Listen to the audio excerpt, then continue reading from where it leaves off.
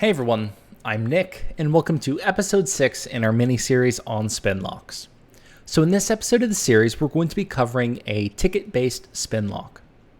So up until this point, we've been focused on optimizations that help with end-to-end execution time and overall throughput, and we've neglected things like fairness and starvation. So, one of the problems that we haven't tackled is that some of our threads may be hogging access to some shared resource, namely our Spinlock, while other threads are starved for access to our Spinlock, basically meaning that they're waiting a very, very long time inside of that lock method, right? And this presents a problem. There are situations where we say care about, just throughput and end-to-end execution time, but there are others where we care about fairness, where we want to make sure we aren't starving threads and where they can't make forward progress or they're not getting access to the resources that they need. Now, to understand this problem a little bit better, we'll start by looking at one of our older Spinlock implementations. So we'll go ahead and open up spinlocally.cpp from our second video, and let's just briefly go over what our lock method was doing again. So when we tried to grab a lock, we called this lock method, and the first thing we did was an atomic exchange trying to grab the lock. If we get the lock, we went ahead and returned, and if we didn't get the lock, we got stuck in this while loop where we repeatedly read the state of the lock, waiting for it to become free. Now the starvation part and the unfairness part comes from when we break out of this while loop. So basically when one of our threads releases the lock, so sets the lock state to false, our threads are all going to break out of this while loop and try and grab the lock at the same time, right? But we have no way of really ordering, which thread gets the lock, right? All of our threads just kind of race as fast as they can, trying to grab the lock. And some of our threads might get very, very unlucky and repeatedly not get the lock. So this is basically leading to starvation, where, we have, a thread or maybe a subset of threads that repeatedly gets unlucky and doesn't get access to our lock, while we have other threads that are kind of greedy and repeatedly just keep getting access, right? Because we have no way of controlling that here. After our threads break out of this loop, it's just whichever one does this atomic exchange first, right? That's who gets the lock. And we can see in a much later optimization to our Spinlock that we've actually made this problem worse. So if we go to one of our examples from the last video, if we look at Exponential backoff.cpp, and we go to our lock method down here, right, so here's our lock method, and we're doing roughly the same thing, but with a slight modification to that Spinlocally implementation.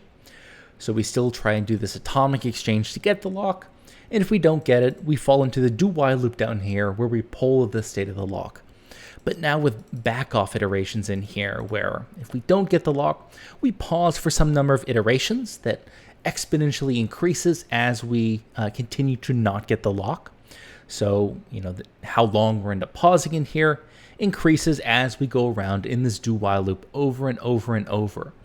But essentially what we've done here is we've made it so that the lock that has, say, gotten the most unlucky, the one that's been waiting the longest inside of this do while loop, is also going to be doing backoff the longest, right? So our backoff iterations are going to increase exponentially, right? Up to a certain point, so we have it saturate at some max backoff iterations, but basically, if a thread has gotten unlucky and repeatedly not gotten the lock, it's also going to be pausing and sitting around the longest.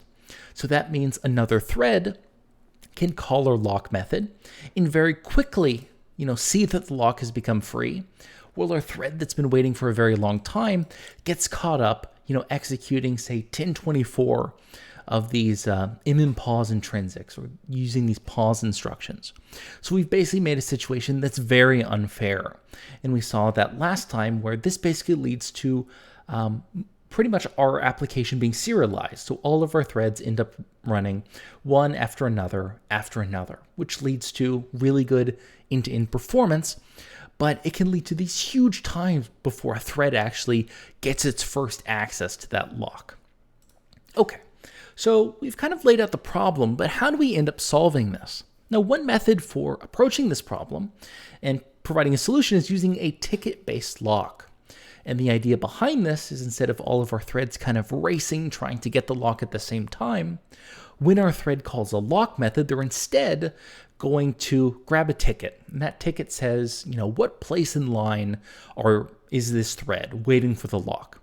Then all that thread has to do is wait until its number is called, and then it gets access to the lock. So we're basically implementing a FIFO strategy for passing the lock around. So the first thread that requests access to the lock gets access. If you're the last thread to request access to the lock, you're going to be the last in line to get the lock.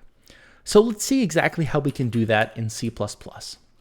So we'll go ahead and go out of here, and we'll go to our ticket directory, and we'll open up this ticketlock.cpp. So here's our class Spinlock, just like we've had before, but we're going to need to make some significant modifications here. We'll look at a relatively simple ticket lock implementation, but it's very different than our other Spinlocks. So here is our lock method, and our lock method is kind of exactly what we kind of laid out previously. And we're going to be using these two pieces of state now. Right? So instead of just having one piece of state that says whether or not the lock is free, we now need one for our line. So this line says, what number in line for the lock is this thread? And the serving number. And the serving number says which number in line currently has the lock. So inside of our lock method, the first thing that our threads do is do an atomic fetch and add. So this is basically that process of grabbing a ticket. So, we get the current place in line, and we store to line the current place plus 1. So we basically just increment that value of line and get the previous value back. So now that we have our place in line, all we need to do is wait for our place in line to be called. So we just keep checking whether or not our current place in line is equal to the now serving number, right? And as soon as our number is called, we return from this lock method. That means we have exclusive access. That means we have the lock now. Now, unlocking is still a simple operation, as we've seen before, and it's very similar to what we've seen in the past. But instead of just saying the lock is now free, we're just going to increment our serving variable. We're going to say we're now serving the next number in line. So that's how we release the lock. Okay. So let's go ahead and benchmark this and see exactly how well our lock works. And we have to keep in mind we're optimizing for different things now. We're not necessarily going to get faster. In fact, it's very likely we're going to get slower because we're trading off our optimizations that purely help with things like throughput and in performance with optimizing for a different metric, which is going to be fairness. But we're going to benchmark our lock in the same way, where we'll spawn 1, 2, 4, and 8 threads that will all run this inc function, that for 100,000 iterations, our threads will try and grab the lock, then increment some shared value, then release the lock. So a high contention scenario. So we'll quit out of here, and then we'll go ahead and compile our ticket-based Spinlock with all the optimizations we've seen in the past. So O3 optimization level, march and mtune equals native, and link time optimization. Okay, and we'll do perf record so we can look at the assembly for our Spinlock. Okay, so we see that, for the single-threaded case, the no contention case, we are pretty quick. So we're at, about 0.65 milliseconds. In the 2-thread case, we're at about 11 milliseconds. In the 4-thread case, we're at 31 milliseconds and about 110, 120 milliseconds for the 8-thread case. And just like all of our other Spinlocks, these numbers can change when we run the application multiple times.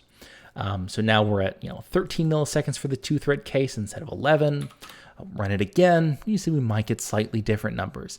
Occasionally we get a little bit luckier in the 8-thread case, but it looks like we're about at 115. So usually I see this in the 100 millisecond to 115 millisecond range. Okay, now let's look at the assembly to see how this looks and how this actually works. So the first thing we do is this atomic fetch and add. So this is us grabbing a ticket, grabbing our place in line. So we do an atomic fetch and add, and then we fall into our loop down here where we repeatedly read the now serving variable, check it against our place in line using a compare, and then we either branch up to the top and reload the now serving variable, or we go down here, we increment our shared value, we increment the now serving number, so this is serving to release the lock, and we store that back out to memory. And then we decrement our overall loop counter, so we're doing it for 100,000 iterations, so we decrement that by 1, and then we go back up to the top and grab a new ticket, basically a new place in line. Okay, so let's go ahead and quit out of here, and we can compare briefly against our exponential backoff based Spinlock, one that's purely optimized for things like end-to-end execution time and throughput. So we'll go ahead and run in non-constant backoff, our exponential backoff one. And we see that the performance is overall much faster, right? So, in the 8-thread case, it's about 10 times faster. So 10.8 milliseconds versus 106 milliseconds. But this should roughly make sense with what we basically know that our exponential backoff implementation is doing. We know that we're basically serializing our threads. So we're creating a very unfair scenario. And if our threads are serialized, that means one thread is just, say, getting access to our Spinlock over and over and over. That means that lock and their shared value is just constantly sitting in the L1 cache for that thread. And over and over, it's just hitting in the L1 cache on that value. So of course you're going to get pretty good performance. In our much more fair implementation, we're making sure that all of our threads on all of our different cores are getting relative equal and fair access to our Spinlock, which means that our cache line is going to be bouncing around a lot more than in our exponential backoff implementation, right? So that can account for a lot of these this huge performance difference. And there are ways that we can also make our ticket lock a bit faster. This is just a very basic implementation. So before we go ahead and close off for this video in this series, let's go ahead and take another look at the code for a ticket-based lock and try and clear up maybe a few more of the implementation details, specifically dealing with the state for this Spinlock. So we have two state variables. One of them is a stood atomic. So it's an atomic number, right? This line. So all of our operations, our fetch and adds that we do with line are atomic operations. But our now serving number is not atomic, and we've actually marked it with the volatile qualifier. And we should really try to understand why we've done this. So it's pretty intuitive that line needs to be atomic, right? It needs to be atomic because we're going to have multiple threads calling this lock method, all trying to modify the state of this line, right? All trying to do these fetch and adds, right?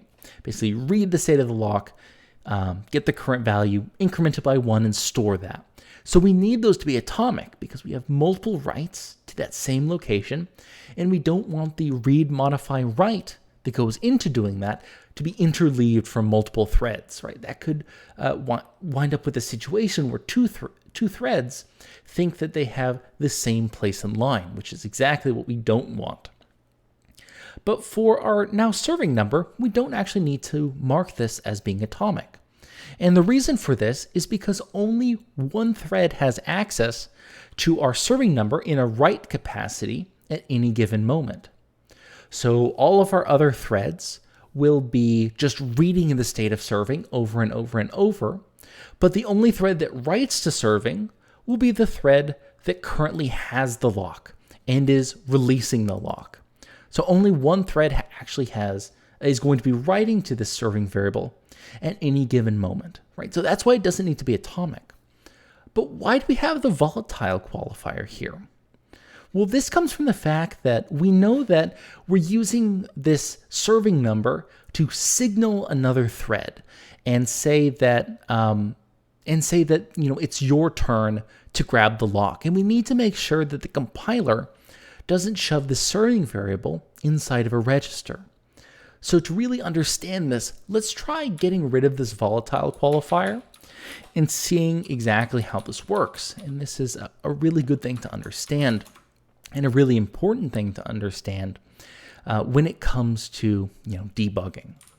So if we go ahead and compile our ticket-based Spinlock again, and we run it without this volatile qualifier, and let's do perf record so we can look at the assembly. So we run it, and suddenly our Spinlock looks a whole lot faster, right? So here you see in our original implementation, our 8-thread case using the ticket-based Spinlock took about 100 milliseconds, and now it's only taking 22.5 milliseconds.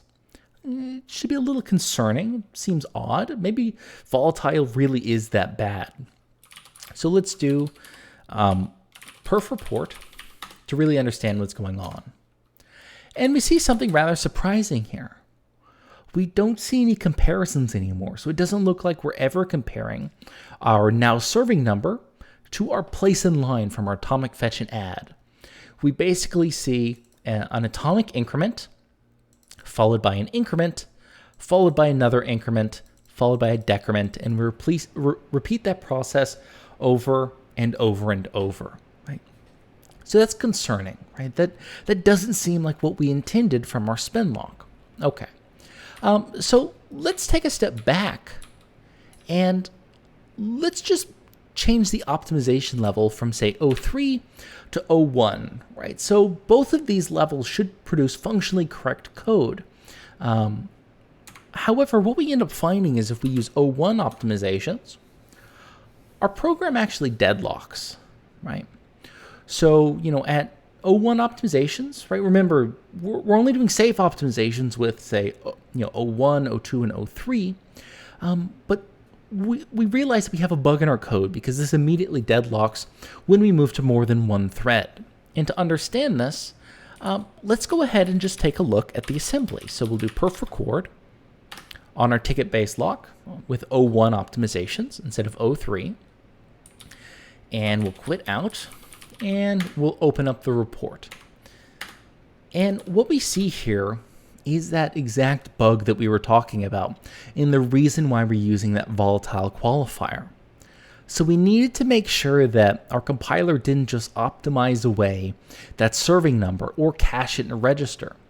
And we see at 01 optimization, it looks like our compiler cached or stored that now serving number inside of a register. So you can see right here, we end up loading the value of now serving into a register. And then we have a very type loop where we just compare our now serving number to the number that's in the register over and over and over. Now, any changes or writes to a piece of memory aren't going to affect the contents of a register, right? Register is not inside of the domain of, say, cache coherence. So we basically get stuck inside of an infinite loop here because our compiler said, okay, well, I don't think that one of the threads writing to this variable is going to have any consequences or side effects, so we can just cache, say, serving inside of a register, right? And so that's where this problem kind of occurs here. And so that's why we need that volatile qualifier. Okay, so that's going to go ahead and do it for this video. We looked at basic implementation of a ticket-based Spinlock that helps with fairness with our Spinlock implementation, as opposed to just throughput and end-to-end performance. As always, you can find all of these implementations at github.com/coffeebeforearch. And if we go ahead and go into our repositories here, you can find Spinlocks in all of our other implementations that we've seen in this series. And in the next video, that'll be kind of a wrap-up video for this series, where we'll take a look at kind of modern implementations of Spinlocks as they're implemented by pthread. So we'll look at the pthread Spinlock, and we'll also compare our implementation against the pthread Spinlock and the pthread mutex, just to see kind of performance with different kinds of locking. But that's going to go ahead and do it for this video. As always, I'm Nick, and I hope you have a nice day.